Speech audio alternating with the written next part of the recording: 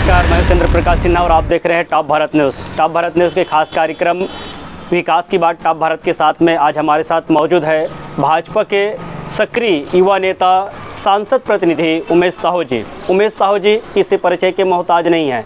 आज वे सामाजिक गतिविधि के साथ साथ भारतीय जनता पार्टी में सक्रिय रूप से वे कार्यरत है और उनके कार्य को देखते हुए पार्टी ने उन्हें एक नई जिम्मेदारी दी है। आज वे गंगरेल मंडल के अध्यक्ष पद की जिम्मेदारी निभा रहे हैं। आइए आज हम उनसे उनके राजनीतिक जीवन की शुरुआत के बारे में, सामाजिक गतिविधियों को कैसे वो सम्मिलित करते हैं और केंद्र सरकार की जन कल्याणकारी योजना जो छत्तीसगढ़ में उनकी वर्तमान स्थिति क्या है और राज्य सरकार के वर्तमान 4 साल के कार्यकाल को वे किस नज़रिए से देखते हैं। साहू जी, आप मन के बहुत बहुत स्वागत है हमारे चैनल टॉप भारत न्यूज़ में।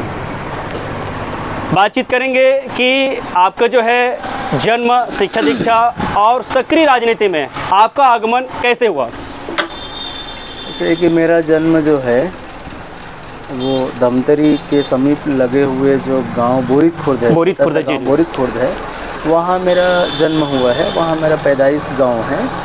और चूँकि मेरे पिताजी सरकारी नौकरी उनकी लगी जी, तो उनकी पहली पोस्टिंग जो है वो सुदूर वनांचल जो बस्तर का ओरछा ब्लॉक जो है वहाँ के ग्राम धनोरा में उनकी पहली पोस्टिंग हुई। तो हम सब उनके साथ वहाँ चले गए। जी।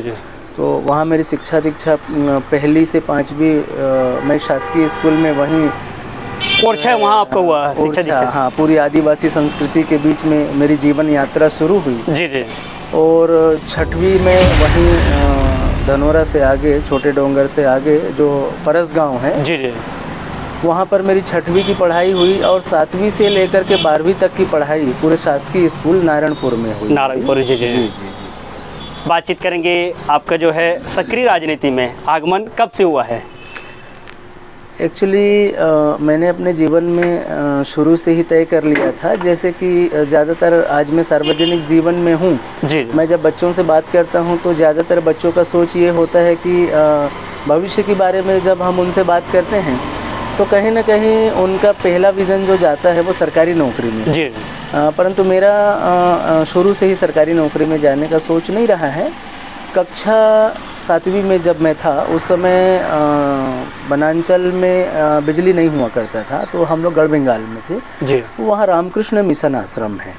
विवेक रथ नाम की गाड़ी हफ्ते में एक बार एक गांव में जा कर के अरुण गोविंद जो कलाकार थे उनका रामायण के जो पात्र राम का जो पात्र करते थे रामायण दिखाते थे जी। तो मैं बिल्कुल हफ्ते में शाम को रामायण देखने चले जाता था। तो पता नहीं मुझे रामायण देखने के बाद से ही राजा बनने की इच्छा हो गई। तो कई बार लोग आके पूछते हैं बेटा क्या बनोगे आगे चल के, तो मैं उनको बोलता था कि मुझे राजा बनना है। तो वो लोग मतलब एक अजीब उनको फील होता था कि सब बोलते थे कि डॉक्टर बनना, इंजीनियर बनना, तो मैं बोलता था कि मुझे राजा बनना है जी।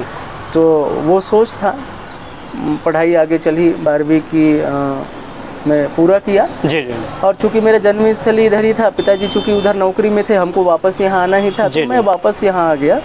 दमतरी में हमारा कारोबार व्यापार भी बस्तर आर्ट फर्नीचर का शुरू हुआ था, जो आज भी दमतरी में इकलौता कारोबार है जी। मैं उसे संभालने आ गया। और पास के गांव बोरित खुर्द में भी मेरा वहीं रहना होता था जी। तो एक बार नामांकन जो है नाम जोड़ने का प्रक्रिया चल रहा था, मैंने नाम वहाँ पर जुड़वाया।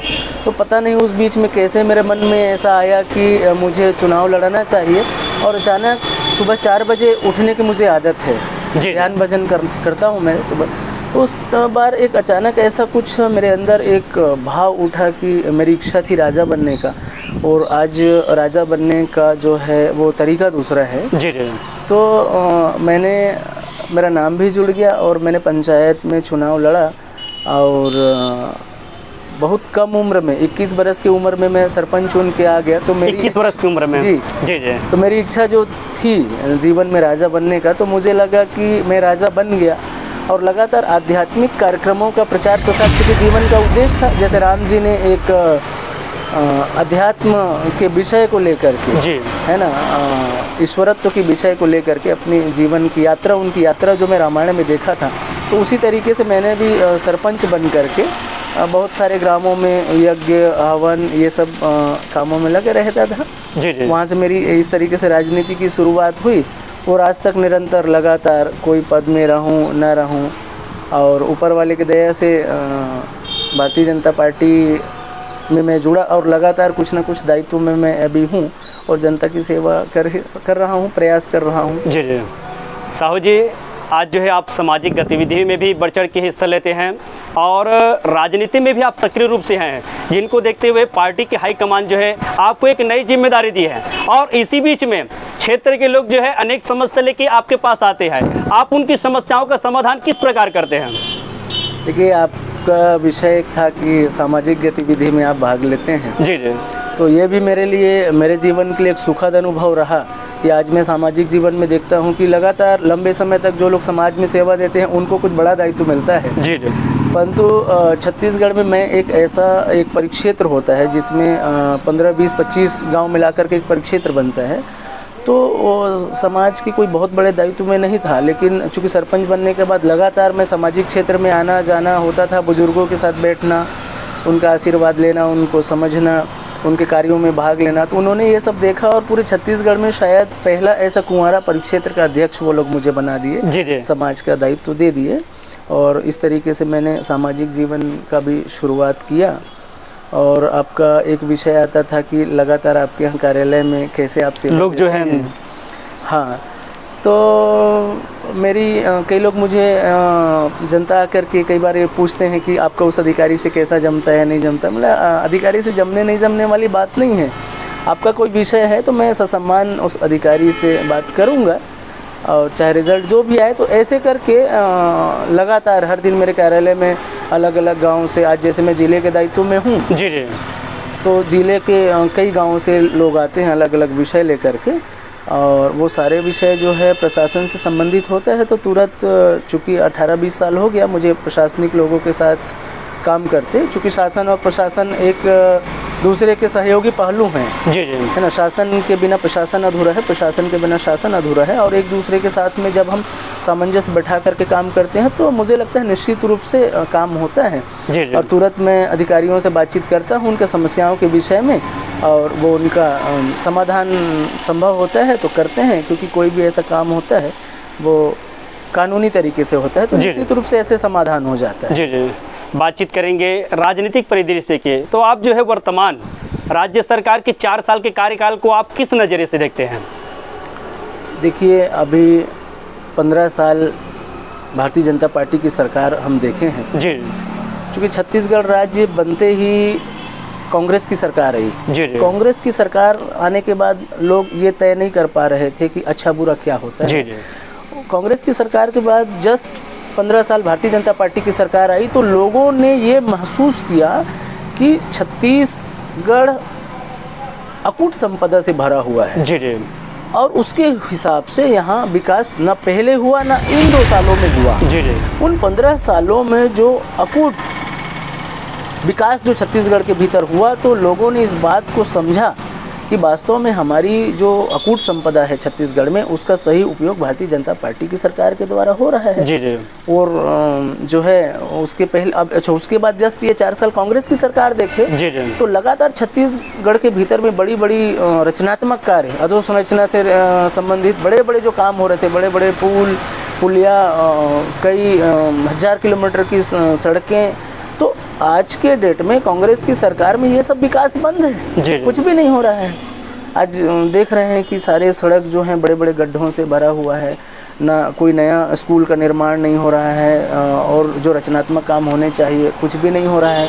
बल्कि उन्होंने अपनी घोषणा पत्र में जो चीज़ जो वादा किए थे, कोई भी वादे पे अमल नहीं हो रहा है। आज पूरे अधिकारी कर्मचारी सारे परेशान हैं। तो कुल मिलाकर के भारतीय जनता पार्टी विकास करने वाली पार्टी है, देश का भला चाहती है, देश का विकास चाहती है। और हम ये तो नहीं बोलेंगे कि कांग्रेस विकास नहीं चाहती, लेकिन कांग्रेस विकास नहीं कर रही है, हम ये जानते हैं। जी जी। कांग्रेस के बड़े नेताओं का कहना है कि हमने जो वादा किया वो पूरा किया। देखिए, कांग्रेस ने कोई भी वादा पूरा नहीं किया। कांग्रेस का अभी मुख्य विज़न था नरवा गरवा घुरवा बाड़ी। नरवा गरवा घुरवा बाड़ी के विषय में कांग्रेस आज बता दे कि उन्हें क्या बड़ा काम किया है।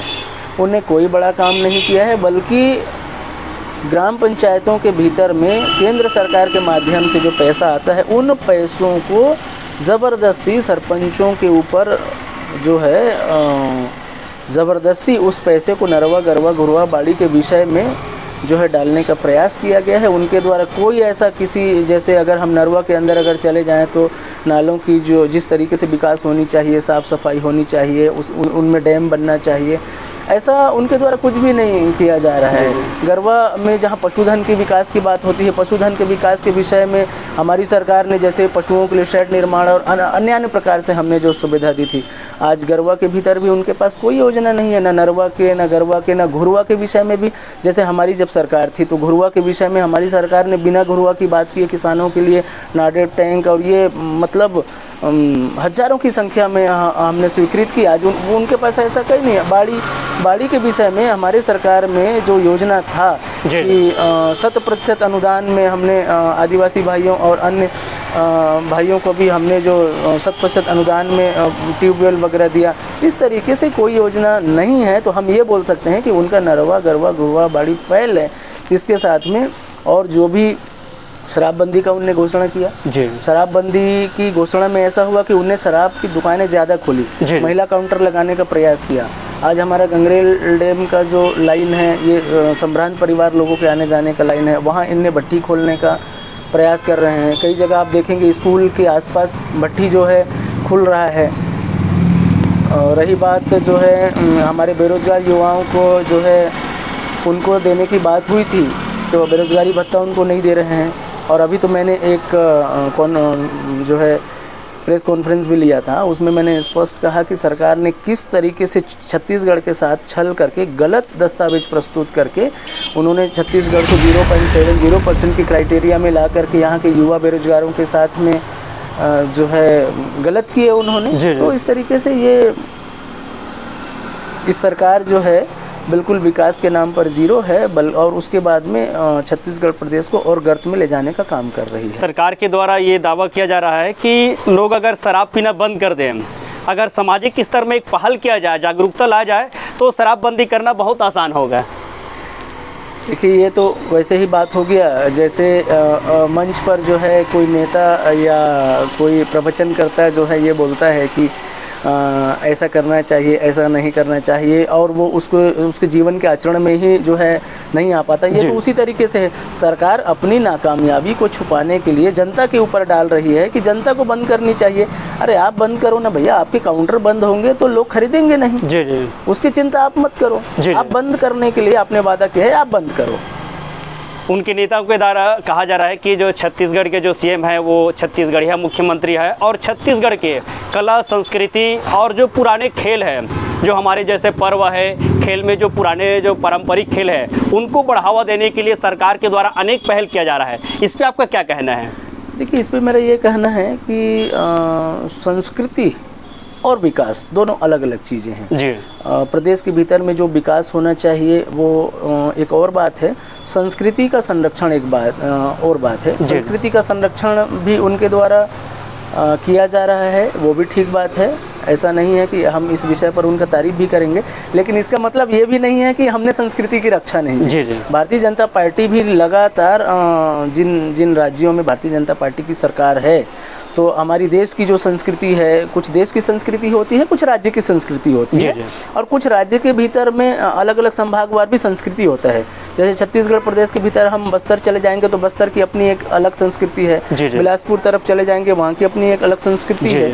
तो सभी के संस्कृति का ध्यान रखते हुए भारतीय जनता पार्टी की सरकार भी उस विषय में काम करी है और आगे भी कर रही है। जी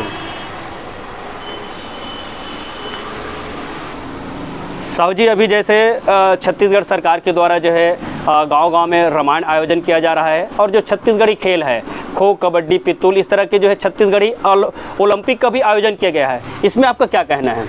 देखिए, छत्तीसगढ़ के खेल और संस्कृति को बढ़ावा देना अच्छी बात है, हम भी इसके पक्ष में हैं। जी। परंतु उसमें हो ये रहा है कि सरकार के पास उस विषय को लेकर के कोई बड़ा फंड नहीं है जी। बल्कि मैं तो यहाँ तक देख रहा हूँ कि ग्राम पंचायतों के पास केंद्र के माध्यम से जो राशि आती है लोकल गाँव के विकास के लिए, तो राज्य सरकार के द्वारा उस पैसों पर निगाह है। ग्राम पंचायत के सरपंचों को ज़बरदस्ती दबाव डाल के 5-6 ग्राम पंचायत मिल करके आप एक जगह रामायण कराओ, इस तरीके से उनके द्वारा जो है प्रयास हो रहा है। तो हमारा ये कहना है कि आप किसी योजना को जब लॉन्च करते हो तो आपके पास उसको बढ़ावा देने के लिए आपके पास बड़ा फंड होना चाहिए, जो इनके पास नहीं है। जी जी। बातचीत करेंगे केंद्र सरकार की जन कल्याणकारी योजना की, जो छत्तीसगढ़ में भी वर्तमान उनकी स्थिति क्या है? देखिए, केंद्र सरकार की जो जन कल्याणकारी योजनाएं हैं, आज भी केंद्र सरकार के द्वारा हमारे छत्तीसगढ़ के भीतर कई ऐसे नेशनल हाईवे सड़क जो है स्वीकृत किया जा रहा है। जी जी। एडीबी मद से भी कई बड़ी बड़ी सड़क परियोजनाएं जो हैं चालू की जा रही हैं। जी जी। और आज जो भी छत्तीसगढ़ के भीतर में बड़े बड़े काम हो रहे हैं तो निश्चित रूप से वो केंद्र सरकार के फंड से हो रहे हैं। राज्य सरकार के पास में उनका अपना कोई फंड नहीं है, और जबकि राज्य सरकार के पास, हमारे छत्तीसगढ़ के पास अकूट धन संपदा है, जिसके माध्यम से हमने इन 15 सालों में बहुत विकास किया। तो ये पैसा कहाँ जा रहा है, ये एक सोचनीय विषय है। जैसे बहुत सारी जन कल्याणकारी योजनाएं थी हमारे पास। आज आयुष्मान भारत के भीतर आप देख रहे होंगे छत्तीसगढ़ में माहवारी के समय में आज निजी अस्पताल में जा कर के जो है 25,000 30,000 खर्च हो रहा है। गरीबों के आंख से इतना आंसू निकलता है, लेकिन इस सरकार को उस चीज़ की चिंता नहीं है। ऐसे अनेकानेक भ्रष्ट नीतियाँ इनके पास हैं। प्रधानमंत्री आवास की बातचीत करें, ये जो है छत्तीसगढ़ सरकार का पक्ष है कि केंद्र के द्वारा राशि नहीं दिया जा रहा है। केंद्र का कहना है कि जो राशि राज्य सरकार को समावेश करना चाहिए वो उनके द्वारा नहीं किया जा रहा है। इसमें आपका क्या कहना है? देखिए, केंद्र सरकार जब योजना बनाती है तो उसमें कन्वर्जेंस रहता है, राज्य सरकार को भी अंश देना पड़ता है। जी। तो आज पूरे भारतवर्ष में माननीय प्रधानमंत्री जी ने लोगों को ये समझा कि जिनके पास छत का मकान नहीं होता है उनकी क्या पीड़ा होती है। जी। और 2025 तक पूरे भारतवर्ष में सबके पक्के मकान हो जाएंगे, ऐसा बड़ा लक्ष्य रखा। और सबसे अच्छी बात ये रही कि सब जगह बहुत अच्छे से लक्ष्य पूरा हो रहा है। आज छत्तीसगढ़ के भीतर कांग्रेस की सरकार है, तो जो 60% राशि जो केंद्र का होता है उनने अपनी राशि भेज दी। अब 40% राशि राज्य सरकार को दे करके सभी लोगों को आवास बनाना था, लेकिन सिर्फ 40% राशि नहीं देनी है करके उन्होंने सबका आवास रोक करके पूरे छत्तीसगढ़ के जो हमारे कमज़ोर तबके के जो हमारे भाई हैं उन लोगों पर अत्याचार करी है। इसमें कोई दो मत नहीं है। बातचीत करेंगे धमतरी के चौमुखी विकास के लिए। आप जो है कौन कौन सी चीज़ है जो मानते हैं कि ये विकास कार्य होना था? देखिए, धमतरी में ऐसा है कि सबसे पहले व्यापारिक रूप से अगर हम देखें तो आज ट्रक यूनियन वाले भी काफ़ी परेशान हैं। उनका आज तक का हब नहीं बन पाया है, वो हो जाना था। हम आजू बाजू जब जाते हैं, इधर अभनपुर चले जाते, इधर चारामा कांकेर चले जाते हैं, इतना सुव्यवस्थित वहाँ बस स्टैंड बना हुआ है। आज भी हमारे पास बस स्टैंड का अभाव नज़र आ रहा है। एक तो मेडिकल कॉलेज का भी विषय बार बार आता है। उसमें एक अच्छी बात यह है कि माननीय प्रधानमंत्री जी ने हर ज़िले में मेडिकल कॉलेज खोलने की योजना अभी बनाई है, और अभी इधर महासमुंद और कांकेर में स्वीकृत भी कर दी है। तो कम से कम अभी अगर हमारे पास नहीं भी बन पा रहा है तो हम बिल्कुल 40-50 किलोमीटर के भीतर हम इसका लाभ ले सकते हैं। उसके बाद भी ये हमारी मैंने इसके पहले भी बैठक में इस विषय को रखा था कि आज नहीं कल बनना है तो कम से कम धमतरी के आसपास एक बड़ी जगह हम उसके लिए आरक्षित कर दें। और अभी उद्यानिकी कॉलेज भी हमारे यहाँ जो है खुल रहा है। कृषि कॉलेज भी खुल गया है। एम्स का एक यहाँ ब्रांच भी आ रहा है। तो केंद्र सरकार के माध्यम से ऐसी बड़ी बड़ी योजनाओं के माध्यम से हमें राहत देने का पूरा प्रयास जो है निश्चित रूप से हो रहा है। बाईपास भी अभी हमारा कंप्लीट हो रहा है। तो इस तरीके से हमारी सरकार ने यहाँ की जो बड़ी योजनाएं हैं उनको पूरा करने का प्रयास कर रही है। बात करेंगे नगर निगम के द्वारा गोकुल नगर बसाने का, जो है लंबे समय से ये मांग था लोगों का। हाईटेक बस स्टेशन है, मेडिकल कॉलेज है, उद्यानिकी कॉलेज है, और गोकुल नगर बसाने के लिए अभी नगर निगम के द्वारा जो प्रयास किया जा रहा है, आपको क्या लगता है कि इनके कार्यकाल में ये काम पूर्ण हो पाएगा कि अधूरा रह जाएगा? ये देखिए, मुझे आज भी याद है गोकुल नगर के विषय में, उस समय मैं जनपद सदस्य हुआ करता था। तो उस समय जब कमिश्नर साहब जब गए थे तो गांव वाले गोकुल नगर को ज़मीन देने के पक्ष में नहीं थे। लेकिन हमें लगा कि योजना बहुत अच्छी है, हम निगम को जगह क्यों देंगे, गांव वाले का ऐसा विचार था। तो हमने गांव वालों का बैठक रखा, गांव वाले सहर्ष स्वीकृत हो गए और हमने गोकुल नगर के लिए हमने जगह दी। लेकिन इतना बल्कि हमारी सरकार जब थी तो वहाँ कुछ काम चालू भी हो गया था। जैसे ही कांग्रेस की सरकार आई, गोकुल नगर के विषय में एकदम ये लोग शून्य हो गए। इसका मतलब ये लोग गोकुल नगर बसाने के पक्ष में नहीं है। बातचीत करेंगे कि अभी वर्तमान जो है भाजपा पार्टी हाईकमान की तरफ से सख्त निर्देश भी दिए गए हैं कि इस बार जो है विधानसभा में नए चेहरे को मौका दिया जाएगा। तो अगर हाईकमान आपको अगर विधानसभा की टिकट आपको देता है तो क्या आप चुनाव लड़ेंगे? देखिए, राजनीति में जब लोग आ जाते हैं और खास करके सक्रिय राजनीति में, तो उनके अंदर ये महत्वाकांक्षा होती है और होनी भी चाहिए। कम से कम महत्वाकांक्षा के कारण में लोग और अच्छे से काम भी करते हैं। तो ऐसा है कि हम संगठन के भक्त हैं, संगठन जैसा निर्देश करेगा हम वैसा काम करेंगे। और संगठन का अगर ये निर्देश आता है कि आपको चुनाव लड़के जनता की सेवा करनी है, सरकार की जितनी अच्छी योजनाएं हैं उनको जनता तक पहुंचानी है, तो निश्चित रूप से ऐसा अगर अवसर मिलेगा तो हम जनता के बीच सेवा करना चाहेंगे, जैसा आज कर रहे हैं वैसा ही। साहू जी, ऐसे कौन से मुद्दे रह गए जिनको लेकर आप जो है जनता के बीच में जाएंगे? मुझे लगता है कि नया मुद्दा बनाने का ज़रूरत नहीं है। पुराने वो मुद्दे जो अभी तक के पूरा नहीं हुआ है, मुझे लगता है कि आने वाला जो भी हमारा नेतृत्व करता होगा विधायक के रूप में, वो सिर्फ पुराने मुद्दे को ही अगर 40% पूरा करने में वो सफल हो गया तो मुझे लगता है उनको नया योजना बनाने की ज़रूरत ही नहीं है। पुराने ही मुद्दों को वो पूरा कर ले तो बड़ी बात है। जी। धमतरी जिले जो है पीला सोना का गढ़ है। यहाँ का जो रेत है महाराष्ट्र है और अन्य राज्यों में यहाँ सप्लाई किया जाता है। तो एक बड़ा मुद्दा जो है हर बार जो है, चाहे वो भाजपा शासनकाल रहा हो या कांग्रेस शासनकाल रहा हो, जनता के बीच से यही आवाज़ आ रहा है कि अवैध जो है रेत उत्खनन हो रहा है, परिवहन हो रहा है। इस पर आपका क्या कहना है? इस पर क्या किया जाए जिससे इन पर अवैध उत्खनन और परिवहन पर रोक लगाया जा सके? ये बात सही है कि रेत आज के समय में भवन निर्माण के विषय में एक आवश्यक सामग्री है जी, और उसकी आवश्यकता भी है, लेकिन इसका मतलब ये भी नहीं है कि अवैध उत्खनन हो। जी। जो सरकार के मापदंड में जितनी वैध खदानें हैं और जो भी उनके नियम कानून बने हुए हैं उस आधार पर चले तो कोई दिक्कत नहीं है, लेकिन इसमें भी बहुत सारी खदानें जो स्वीकृत की हैं वो गलत है। ज़रूरत की सामग्री है तो ज़रूरत की चीज़ों को ज़रूरत के हिसाब से ही पूर्ति करना अच्छा होता है। उससे ज़्यादा अगर हम करते हैं तो वो दोहन में आ जाता है। मुझे लगता है कि आज दोहन में आ रहा है। रात भर अवैध उत्खनन, हाईवा से जेसीबी से अवैध उत्खनन करके रात भर लोग लेके जा रहे हैं, कई मौतें हो रही हैं, पूरी सड़कें खराब हो रही हैं।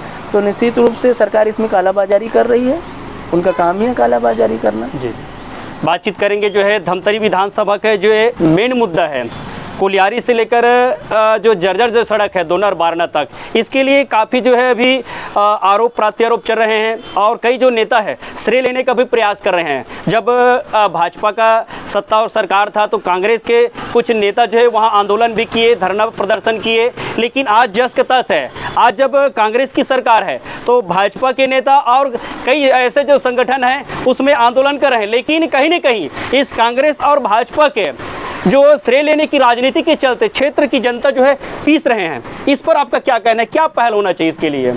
देखिए, सबसे पहली बात तो ये है कि श्रेय लेने की राजनीति होनी नहीं चाहिए। जी। जो विकास की बात नहीं सोचता, जो झूठे सपने लेके जनता के पास जाते हैं, जी, ऐसे लोग श्रेय लेने की राजनीति करते हैं। रही बात कोलियारी दोनर मार्ग जो है वो निश्चित रूप से आज मैं समझता हूँ धमतरी विधानसभा में सबसे ज़्यादा ज़रूरत का अगर सड़क होगा तो वही होगा, क्योंकि वो सड़क के बनने से इधर नगरी के भी हमारे जो लोग हैं उनको रायपुर जाने में आसानी होगी। वो सड़क बनना चाहिए और इस दिशा में हमारे केंद्र सरकार के द्वारा एडीबी से उस कार्य को करने हेतु प्रक्रिया जो है आगे बढ़ा दी गई है। चूँकि ये प्रक्रिया थोड़ा सा समय लगता है इसमें और निश्चित रूप से प्रक्रिया काफ़ी आगे बढ़ गई है और राज्य सरकार तो कभी नहीं चाहती कि ये काम हो। उसमें भी राज्य सरकार जो अंश देना चाहिए या राज्य सरकार को, देखिए काम तो शुरुआती जो काम है वो तो राज्य सरकार को ही करना है कि वहाँ का सर्वे करवाना, एस्टीमेट बनाना, ये सारा चीज़ राज्य सरकार को करके देनी है। तो राज्य सरकार जितनी जल्दी वो काम को करके देगी, केंद्र सरकार उतना जल्दी जो है कार्यवाही आगे बढ़ाएगी। तो राज्य सरकार को इसमें सजग होना पड़ेगा। ये जो है बातचीत करेंगे धमतरी विधानसभा के अंतर्गत जो डुबान क्षेत्र है, आज भी डुबान क्षेत्र और कैसे जो क्षेत्र है जो मूलभूत सुविधा के अभाव में जी रहे हैं, उनके लिए क्या प्रयास होना चाहिए? देखिए, डुबान वासियों का दर्द मैं समझ सकता हूँ। सन 2005 से जब से मैंने राजनीति की शुरुआत की तो उस समय स्वर्गीय बलीराम गावड़े जी हुआ करते थे, उनके साथ में जो जनपद के उपाध्यक्ष थे उनके साथ में लगातार मेरा दौरा होता रहा और आज मैं वहाँ का मंडल अध्यक्ष भी हूँ, लगातार आज भी दौरा हो रहा है। तो उनकी दर्द को मैं समझ सकता हूँ। वहाँ जैसा विकास होना चाहिए वैसा विकास नहीं हो पा रहा है।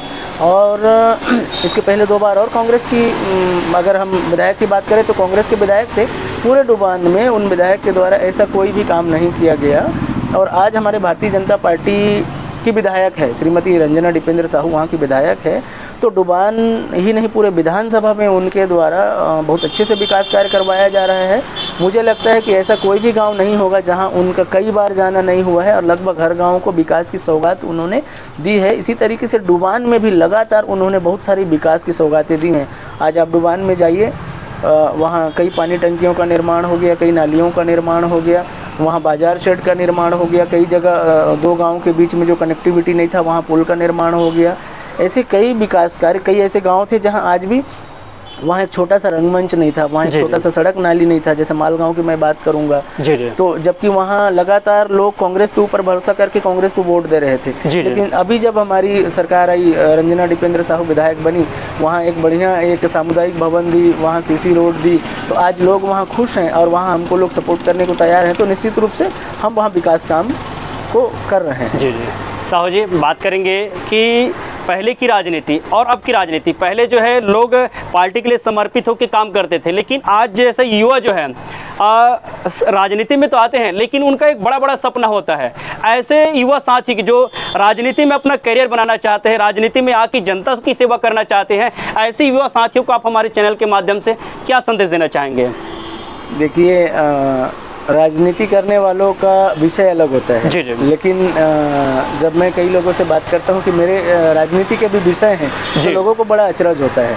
मेरे राजनीति का मुख्य जो विषय है, मैं भविष्य में कभी विधायक, सांसद या कोई बड़े पदों में रहूँगा नहीं रहूँगा ये मैं नहीं जानता, लेकिन मेरे विषय है, राजनीति में मेरा विषय है शिक्षा और रोजगार। तो मैं लगातार, आप मेरे काम में भी देखते होंगे या मेरे पास जो भीड़ होती है उसमें भी ऐसा होता है, मैं लगातार शिक्षा के विषय में बच्चों से बात करता हूँ और जो लोग शिक्षित हो गए उनको रोजगार कैसे उपलब्ध हो, मैं लगातार इस विषय पर बात करता हूँ। क्योंकि ये बच्चे ही हमारे देश के भविष्य हैं और ये बच्चे जितना बढ़िया शिक्षित होंगे उतना बढ़िया उनको रोज़गार मिलेगा। जो लोगों को रोज़गार नहीं मिल रहा है हम उनको रोज़गार से कैसे जोड़ें, सरकार की योजनाओं का लाभ कैसे लेना है, कैसे वो बिना सरकारी नौकरी किए उनसे बेहतर ज़िंदगी जी सकते हैं, इसके लिए मैं अपना जीवन को लगाने का मेरा कोशिश है और मेरी राजनीति का विषय भी यही है। तो हमारे युवा साथियों को क्या संदेश देंगे? आपके भी तरफ से ये बात आया कि आज के युवा राजनीति में जो लोग रुचि ले रहे हैं उनको क्या संदेश देना चाहिए। तो आज के युवा साथियों को मेरा यही संदेश रहेगा कि राजनीति में आना अच्छी बात है, बस इसमें एक बात का ये ध्यान रखना होता है कि राजनीति में अगर वो धनार्जन के लिए, धन कमाने के लिए अगर आना चाहते हैं तो राजनीति में ऐसा धन कमाने का कोई विषय नहीं रहता। राजनीति एक सेवा का विषय है, बल्कि जो धन हमारे पास है उसको हमको सेवा में लगाने का होता है। इसलिए राजनीति धन कमाने का विषय नहीं रहता। सेवा करने के लिए अगर आपको आना है तो राजनीति में स्वागत है। और सबसे पहला परिवार, परिवार हमको पहले देखना है। परिवार के अंदर रोटी कपड़ा मकान की जब हमको अच्छी व्यवस्था हो जाती है उसके बाद हमको समाज की सेवा में आगे बढ़नी चाहिए। ऐसा संदेश मैं हमारे युवाओं को देना चाहूँगा। ये तो थे सांसद प्रतिनिधि, जिसे लोग जो प्यार से जो है लोगों के जुबान में रहता है कि सांसद जी के नाम से भी पुकारते हैं। हमारे बीच उमेश साहू जी, सांसद प्रतिनिधि, जिनसे हम अभी चर्चा कर रहे थे। ऐसे अलग अलग और विभिन्न मुद्दों को लेकर अलग अलग जनप्रतिनिधि से हम चर्चा करेंगे। अब वक्त हो चुका है ब्रेक का। देखते रहिए टॉप भारत न्यूज़।